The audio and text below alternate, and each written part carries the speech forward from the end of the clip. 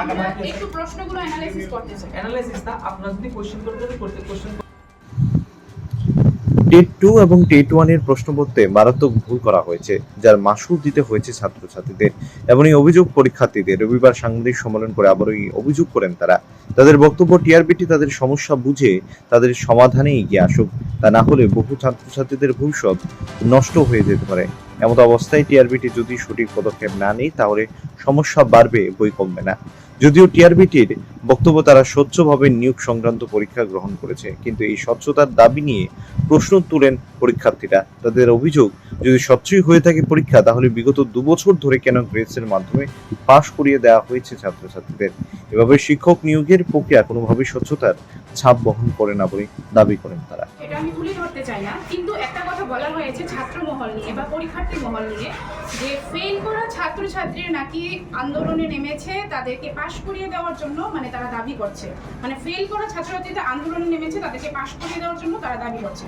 তো আমার কথাটা হচ্ছে যে কে বলেছেন বা কখন বলেছেন, কোথায় বলেছেন সেটা আমি এখানে উল্লেখ করছি না, কিন্তু আমার এটাই বলা যে ফেল করা ছাত্রছাত্রী যদি হতো তো সে তো নিজেই জানছে যে সে ফেল করেছে। তো ফেল করা ছাত্রছাত্রীর মধ্যে যে একটা পরীক্ষার্থীর সেটা আশ্বাস থাকে না যে আমি ফেল করেছি, এটা কোনো গ্রেস মার্ক দিয়ে বা আমি বলেছি আমাকে পাশ করিয়ে দিন, আমি নেক্সট ক্লাসে ভালো করবো, সেটার কোনো ব্যাপার নেই। কিন্তু এখানে যারাই মানে যেটাই চাইছে, মানে টিআরবিটির কাছে বা চেয়ারম্যান স্যারের কাছে বা মাননীয় মুখ্যমন্ত্রীর কাছে বা শিক্ষামন্ত্রীর কাছে যেটাই দাবি রেখেছেন বা যেটাই জানাতে চাইছে আমাদের ছাত্র মহল বা পরীক্ষার্থীর মহল থেকে, যে বার্তাটা আমরা রাখতে চাইছি সেটা এটাই বলতে চাইছি যে আমরা ফেল করা ছাত্রছাত্রী না, যে আমরা এখানে আমাদের বার্তাটা আপনাদের কাছে পৌঁছাতে চাইছি। আমরা যতটুকু প্রাপ্ত নাম্বার, ন্যায্য নাম্বার, টেন্টেটিভে ভুল দেওয়া হয়েছে সেই ভুলগুলোর আনসার আমরা পাই, মানে নাম্বারগুলো আমরা পাই। প্রশ্নপত্র ভুল করা হয়েছে, আউট অফ সিলেবাস করা হয়েছে, সেইগুলো নাম্বার যদি আমরা করতাম, আনসার করতাম, ন্যায্য নাম্বার আমরা পেতাম। টেন্টেটিভে ভুল ছিল, সেই ন্যায্য নাম্বারগুলো আমরা পাইনি। সেই ন্যায্য নাম্বারগুলোর জন্য, যে স্টুডেন্টদের প্রাপ্ত নাম্বারগুলোর জন্যই স্টুডেন্টরা আজকে এই বার্তাটা আপনাদের কাছে পৌঁছানোর জন্য এই আয়োজনটা করছে। যেটা আমি ক্যাটপুর থেকে এসেছি, আমার নাম অনামিকা দাস।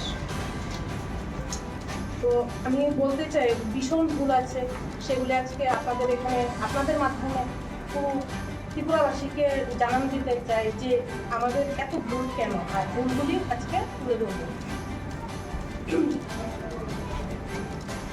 আমি প্রথমে সিডিপির কথা বলবো। তো সিডিপি সিরিজ সি এর 3 নম্বর যে প্রশ্নটা আছে বয়সন্ধিকাল, সেই প্রশ্নটা আমাদের সিলেবাসের আউট অফ সিলেবাস। কেননা আউট অফ সিলেবাস, কেননা আমাদের অ্যাডোলেসেন্স পর্যন্ত আছে সিলেবাসে, টিআরবিটি টেট 2 এর সিলেবাসে, কিন্তু অ্যাডাল্টহুড নেই।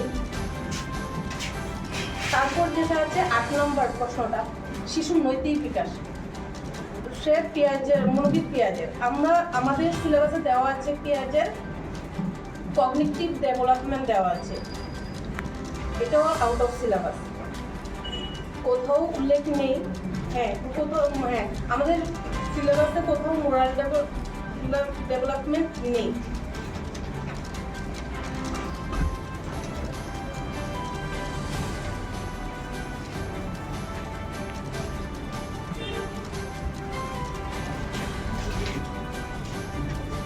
তারপর যেটা আছে 11 নম্বর প্রশ্নটা, কৃতপরাধী, টিআরবিটির প্রশ্নের আনসার শিট অনুযায়ী এটার আনসার দিয়েছে ওনারা বি, কিন্তু আমরা যে বই পড়েছি এনসিইআরটির সাইকোলজির বই ক্লাস 11 এর চ্যাপ্টার 8 এর পেজ নাম্বার 79-এ দেওয়া আছে যে আমাদের অনুযায়ী সি হবে, এটা সি হবে। সেই কারণে এখানে লেখা আছে কৃতপরাধী শিশুদের আচরণের সমস্যা হয়, অপরাধ বিভিন্ন প্রকারের আচরণকে ইঙ্গিত করে, যার মাধ্যমে সামাজিক রূপের স্বীকৃত আচরণ থেকে শুরু করে বিভিন্ন অপরাধ এবং অপরাধমূলক কাজও রয়েছে। তার ধরুন এটা সি হবে, আনসার ওনারা দিয়েছেন বি।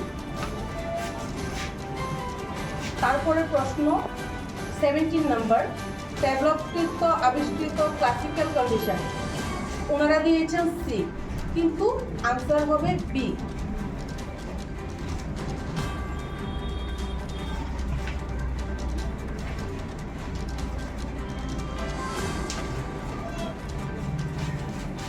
এটাও এনসিইআরটির বুক পেজ নাম্বার 111, 113 এবং 114-তে পুরো উল্লেখ আছে, আপনারা দেখতে পারেন। এটাও ক্লাস 11 এর এনসিইআরটির বুক, এখানে পুরো মেনশন করা আছে।